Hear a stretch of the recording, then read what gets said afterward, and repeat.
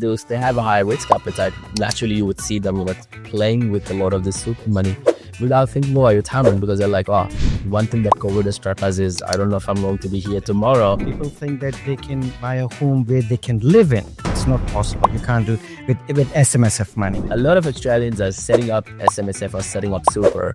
Is it actually a smart move, or is it just another sales tactic that accountants, property spookers are using? I have seen lots of people, they combine multiple super funds and they put the money in a unit trust of some sort and do property development or land banking kind of thing. It's a huge risk they're taking, massive risk.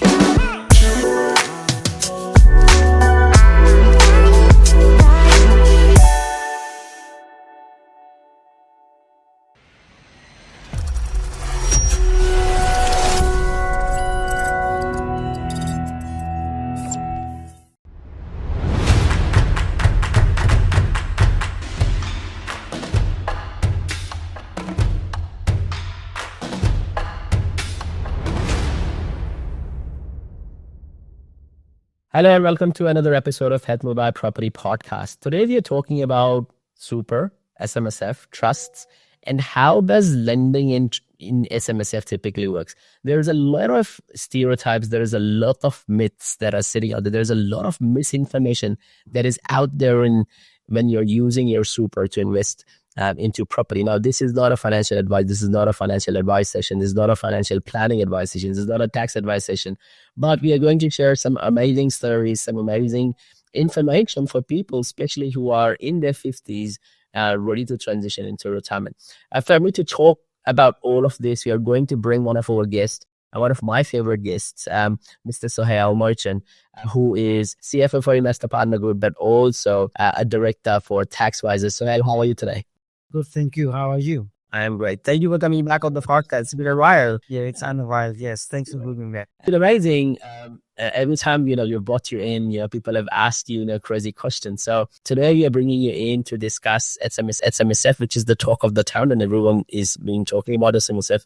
One of the key facts that I've heard more recently is there are 14,000 super funds that are being created annually right now. That's a massive number. It's a huge number, yes. So now it is reaching more than 600,000 funds, a total amount of SMSFs in Australia. And every year, lots of SMSFs are being established. And there's a lot of misinformation out there, because even like a normal accountant, because they've never been exposed to some of these crazy strategies that people are trying in SMSF, because people are doing crypto in super, people are doing property in super, people are combining SMSF and doing some development stuff. So there is so much is happening in this space that I almost think about it this sometimes, thinking that how old is the code or the compliance code in super, and they need to almost rethink about some of these things. That's true, because people think that they can experiment with their SMSF or super money.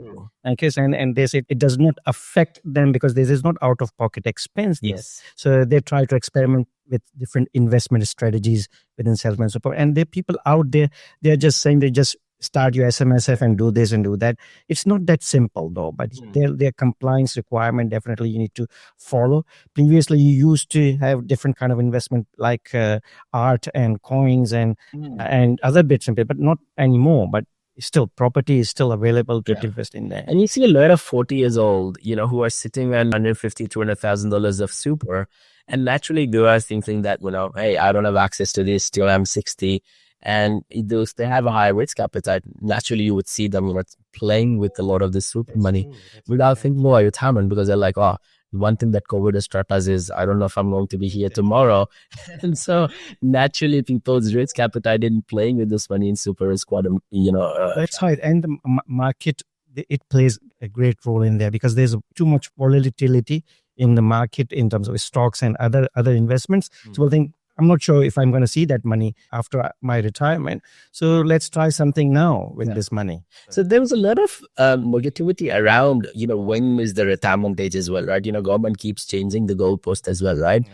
It was 60 and then 65 and then 67. And every passing year, there is something always new that's coming in. There's a talk of the town where people are saying, well, by the time you think about retirement, the pension age might be 70 or 75, because people are naturally living a lot longer as well. Yeah. And they're working for a lot longer as well. So one of the most important questions that I have for today is, a lot of Australians are setting up SMSF or setting up super. Is it actually a smart move, or is it just another sales tactic that accountants, property spookers are using, to boost up the business? Yeah, it depends on your life cycle as well, where you are at your age. If you are, as you mentioned, if you're above 40, then you should be thinking about your retirement. So when they think about the retirement and they say the money is not going in a retail environment or a normal super environment, they'll start searching for people or other people who has done something with super, and naturally it becomes easy. They become easy targets for salespeople. That the money is available in the super. Let's start investing in this and that. So yes, you should be looking after your super, but you need to be careful what you do. You need to have a proper investment strategy and make sure you're compliant. It is not for everyone. Okay, so if you have some balance, does not mean that you should start your super immediately.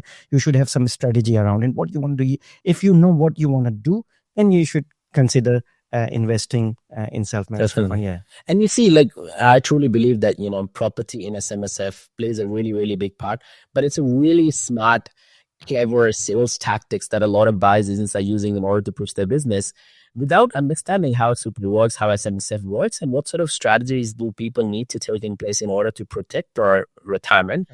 Because this decision could be a decision of where you're having a poor retirement or a comfortable retirement, right? It's that important of a decision. I think age plays a really, really big part in a lot of this, right?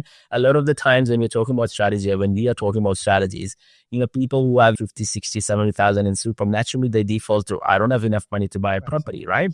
But when you combine this with your parents, with your partner, when you combine this with family members, it becomes an important tool of people at different age brackets coming in together to creating. We'll talk a bit about that. That's right. So in an SMSF, you can have maximum 6 people or 6 members or family members. So individually, you might have 100,000 there, but you can't do much with 100,000. If the strategy is to buy property in SMSF, so you can combine with your spouse or your children or your parents, and then you can have maybe 250,000 in your supers, which is not a bad start for a property investment. Again, it depends where your life cycle is, where you are at your age at this stage. So you can combine, pool the money, and money is available for deposit for the property in SMSF. Yeah. And what are some of the common or biggest misconceptions that you hear from people when they're buying properties? They think that they can use SMSF for land banking, yeah, or they can buy house and land kind of property and maximize the tax benefit in there. That's the misconception. You can't buy a land and build on it. Okay, so that's a huge mistake. If you're buying land and want to build in there, SMSFs are not allowed to do that. There's a method how you can do a new kind of property in there and build there, but it's not for everyone, like as I mentioned before. Yeah. So normal established house, if you want to buy and grow that, well, it's fine. Yeah. But and there's a lot of creative solutions out there. One part contract is one of those solutions where you're looking, and again, this comes to property spookers as well, right? Where they are trying to sell them off the plan apartment or off the plan property. And what they're trying to do is, sell a house and a land package, and, they're packaging this for super predominantly. It's an interesting concept because, you're charging a fees to do a one-part contract. And so heaps of these solutions are evolved. But, what do you say to that? I mean, the solution is definitely there. And ATO, they got a general product ruling available for one-part contract specifically. So, yes, if you design in a manner, you can do house and land kind of thing, but lots of people charging extra fees because it is so complicated. It is legal. There's a legal challenges there. You need one part contract is not just one document. It is a special kind of document where you have to involve lawyers and other people in there. So yes, it is. There are creative ways to do things there, but you have to be careful again. Yes, yeah. And I always think about why would an investor go to that length to buy an off the plan apartment, which is not going to grow in value anyway, and pay double stamp duty, double taxes, double everything, in order to go from and push a product into super. You pay higher fees, and then you need a higher deposit, and then when the product is ready and you pay stamp duty again, people still do it because they don't see what they see on the Facebook or other social channels, that this is the way to invest in the property. Yeah. That's not the only way, but it says I don't believe that this is a good strategy. Yeah. The house and land. I think one of the biggest stereotype on super, where people go around buying properties in super, that I've seen is people think about buying a property in super and sitting and forgetting. So they're like, oh, I'll buy this property in super and I'll look at this in 10, 15, 20 years, because they're like, oh, I'm not going to do anything because I can't refinance this money. I can't use this money to buy next property. So I buy whatsoever, buying property because it's going to be lower maintenance, right? And when I'm naturally the default in that position. But from my thinking perspective, it makes a lot more sense to buy a property and then sell it in 3 to 4 years time, because you have a tax cap of 15%. You have a discount rule of 33% available to yourself. And so having a bespoke strategy just on its own for super is quite important, because, buy and sell makes a lot more sense in super versus in your personal property.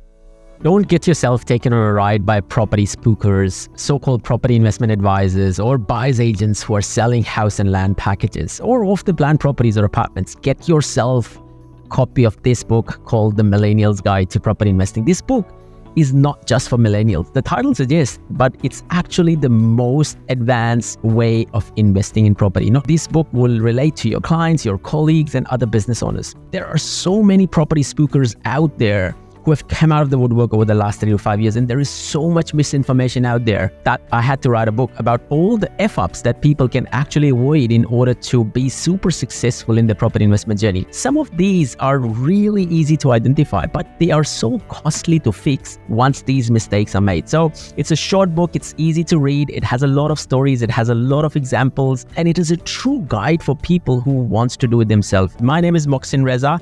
This is my story, and a lot of you will relate to parts of this story if you're not born in the riches and if you're trying to build a property portfolio that can last generations and help you improve your lifestyle along the way.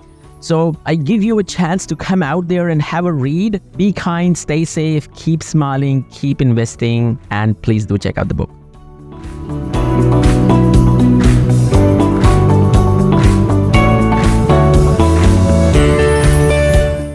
You can start with a smaller purchase price as well. So it will grow in 2, 3 years or 5 years time. If longer term strategy, it can still work. You don't need to refinance. You can sell and then buy a couple of properties after that. It's possible. So that's a great strategy, I guess. And it attracts higher interest rates. Majority of the times when you're buying a property in super, majority of the banks will charge you a higher interest rate. And so there's always, any property that you place in super, it would have a negative gearing attached to it. You can't kill negative gearing in super as well. So ultimately what you're doing is, or should I say not can't claim negative gearing, but what I meant is, there is a holding tax cost to it. So negative gearing is still available. You can offset your other income within the SMSF. But it's not available in traditional sense when you have negative gearing in your personal name. There are lots of other requirements when you borrow in SMSF. Not many lenders out there can lend money to your SMSF. That's why, say, second tier, third tier lenders are available. That's why interest is a little bit higher than normal. And there's because of limited recourse borrowing arrangement, the lenders are required to have a special kind of documentation done for them. So that's why it is a little bit risky from their perspective, but a little bit costly for SMSF. And it makes sense as well, right? I mean, when you talk about short to medium term strategies and SMSF, we know that property is not growing linear fashion, right? The majority of the growth, if you're buying it in the wide pockets, happens in the first 3 to 5 years, right? And so you're getting like that 30 to 40% growth in that 3 to 5 year time frame.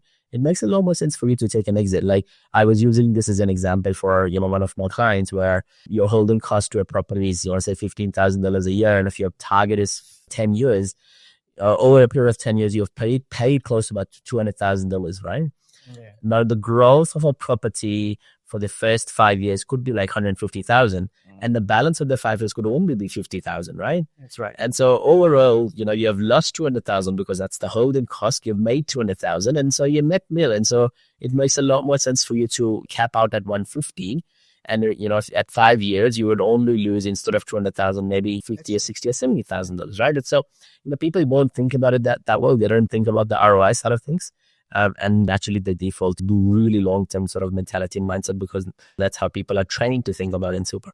One of the most important questions that I have, and this is a trick question, is a lot of people think about building their dream homes or buying the dream homes and renting with themselves. And, talk a little about that. That's another misconception and huge. People think that they can buy a home where they can live in. It's not possible. You can't do with SMSF money. You can buy a property investment with, but you can't buy a property where you can live in. There's another misconception that after you turn 67 or you reach your retirement age, that property, you can move in that property. It's not that simple. You can live in that property, but you need to transfer that property from SMSF to yourself. And it's going to be tax-free, no doubt. But you can't buy, as you mentioned, dream home in your SMSF. Thing. Yeah. And it still triggers like stamp duty implications, right? Let's say you... Stamp duty is still applicable. Well, and so it might be tax-free. Yes, that's true. But, as soon as you move it from SMSF to your personal name, thinking that, I'm going to buy an investment property, it's a beachside location that I can afford in SMSF today for, say, $700,000, and that might turn up to $1.5 million. And you might move that from SMSF to personal tax-free. But that $1.5 million will attract stamp duty, and, you would have to basically pay. So I think SMSF is mainly for investments, I would prefer, than you buy principal place or future principal place of residence. There was a slight nuance to this, where if you are buying a property for commercial purposes, you can rent it out to. So let's start about that. So in legislation, it is allowed to buy a property in your SMSF, which can be leased to your own business. So there's a special term which is called business real property. You can purchase a property with borrowing arrangement and everything, and you can lease it to your business. It is allowed, and definitely business owners out there, they should think about this. If they are running a business and they need a place to run their business, they should be thinking about buying a property in their SMSF.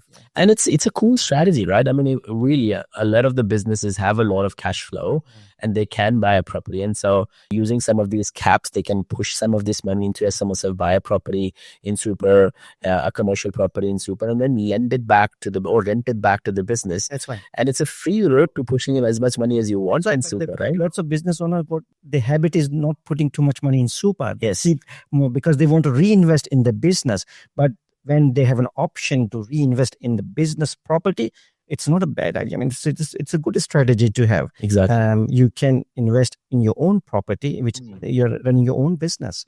I was talking recently to a client, and it wasn't an expensive property. He only had an office in Canberra that he bought for I think $400,000, right? And it hadn't really grown in value, right? But the tricky bit was this, right? He bought this off cash because he had $400,000 in super sitting there. The tricky bit was this. If he rented a place in that building, he would have paid $100,000 a year, right? And so that's $100,000 of free SMSF that he can push in every year because he would be still paying that sort of rent anyway. So it's a business expense that you are turning into an asset, right? If you really think about it, right? Exactly right. So, in boosting your own super money by using your business money. Yeah. So it's an important. So what are the kind of properties? And I know we've touched on this a bit, but what are the kind of properties that are mistakenly taken into SMSF that shouldn't be placed into SMSF? These are land. You should not buy the land property. If you're thinking about buying a land and you're going to build on that property, build on that land, it's not going to work. You can't do that. So only established property, and especially if you can find higher rental yield kind of property, that could work for you. Income is a really important part of all of this, right? You're trying to do land banking in super. Does not justify the ends do not justify the means, right? Because actually you'll be burning through the contribution, right? Because there is a holding cost of that. No rental income coming in, and you are hoping that someday it will grow in value, but that someday who knows? Nobody knows that. Yeah.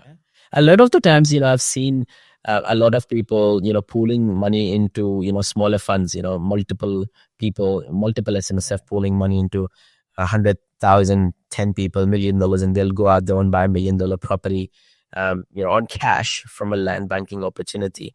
Great idea, but the opportunity cost at the other end is quite humongous, right? That's right. I have seen lots of people, they combine multiple super funds and they put the money in a unit trust of some sort and do property development or land banking kind of thing.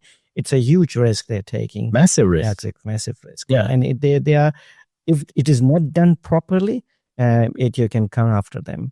It is not, it kind of gray area. It is not 100% kosher. Let's put this way. So you have to be careful, and lots of property investors out there pushing for this. Yes. Yeah. I see these clients coming in all day, every day. I mean, I was speaking to someone the other day, and they said they have asked because he had money 300,000 sitting in SMSF or in his super, and they said they want to invest. They're doing some townhouse projects. I said, don't do that. It's you're gonna if you're not sure what you're doing, I wouldn't suggest going. You have enough money to buy investment property for yourself in super. Why you wanna invest someone else's project? You do it for yourself. Yeah, it's easy. And people try to look up, short-term goals and short-term returns. Like they don't look at long-term returns. Because they were saying that you can get 20% back. 20% profit is not real, in my opinion. So, but I said, if you keep that money long-term in your super, you can still get 20%. Okay, just you're thinking short-term at this stage. So, yeah. And you touched on LRBA before. Or the limited, recourse borrowing arrangements. Let's talk a bit about that, because a lot of people don't understand how it works. What does that really mean? Why does the bank requires it? What are you trying to achieve? Yeah. So when you have enough money in your super to pay the deposit, rest of the money coming from a lender or a bank. So for lending, there's a special term which is called limited recourse borrowing arrangement. It is introduced in legislation to protect the SMSF money. So you are required, or members of the fund, they are required to have a special kind of trust, which is called bear trust or custodian trust. And you purchase a property in that bear trust. Your loan is in SMSF, but your property is protected in that bear trust when you have a loan there. So by law, you're required to have that kind of arrangement. That's why it's called limited recourse borrowing arrangement. As the name suggests, limited recourse means that lenders have only the recourse is only limited to that property only. They can't touch any other money or any other assets in the super or in SMSF. So for that reason, it is required by law for the lenders to have limited recourse borrowing arrangements. Yeah. Sure. And look, when people take undue risks with SMSF money, be it crypto or something else, right? One of the biggest stereotypes that I see is when you talk about people doing renovation flips or, property upgrades, let's talk a bit about that. Like, of course, you are not allowed to run proper businesses in super, right? Business, SMSF, the sole purpose test, it does not meet the sole purpose test there.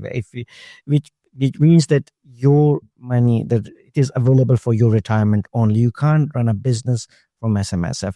And these kind of Reno Phillips or these kind of projects, you can't do it because they have, by default, they are business in nature. So you are not allowed to run a business. Crypto is a high risk investment. People try to experiment their money.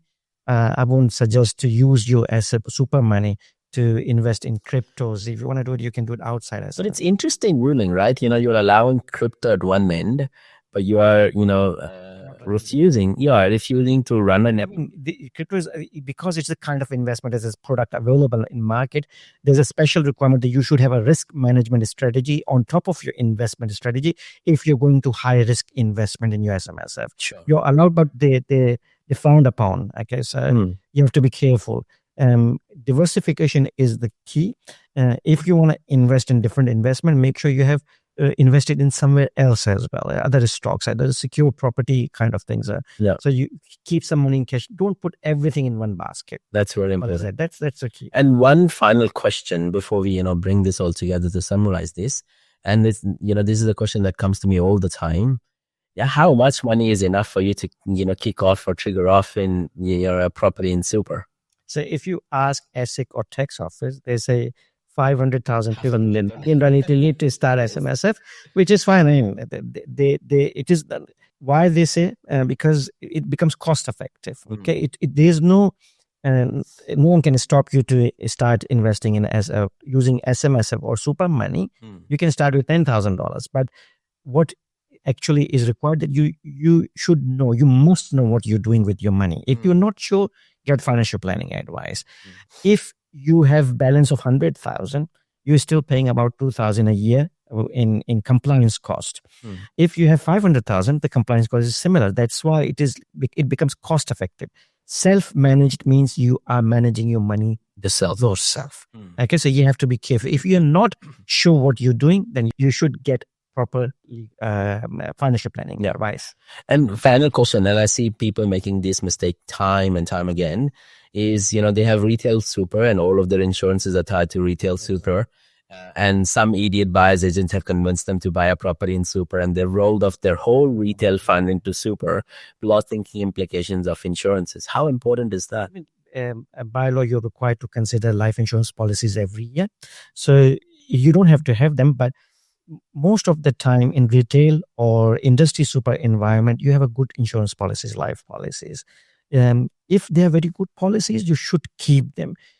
What the mistake other members or the clients they roll over the whole lot from the existing super, and the insurance they got cancelled. So if they're good policy, you should keep some balance in your existing super. Do not roll over the whole thing. And if you want to keep some contribution going there, it will keep your insurance policies active. So if the policies, you can research about the insurance policies, and you can buy insurance policy in your SMSF as well. But usually they are expensive as compared to the retail policies. Let's take this home. So one final piece of advice that you would give to people who are looking at buying properties in super, what is one advice that you would give them? If you're thinking about your retirement, you should be thinking about how to invest your super money properly. In Australia, the wealth creation is in property most of the time. Think about creating a proper investment strategy. And if you're at the stage of between 40 and 50 or nearly 50, then you should be thinking about boosting your super. If you're thinking about boosting super, property is not a bad idea. It's a good strategy to have. Yeah. Take a look at the risks. Take a look at speak to a financial advisor if the need be. Don't just listen to a buyer's agent. Make sure that you have your own property investment strategy in relation to super on its own. It cannot be just buy, hold it forever, because that's not what's going to make you rich. Thank you for coming out today, Sohail. That was wonderful to have you as usual. For viewers and listeners, if you have your own stories to share in relation to super, I know a few of my clients, who have been burnt by some of the developers and taking, significant risks. So if you have your stories to share, please do come out and share your stories. Jump into the comments below, hit that like and subscribe button if you like our content, to help us. Thank you for listening to us today. Take care, stay safe, keep smiling, keep investing. This is Moxin Sohail checking out. Adios. Thanks. Bye.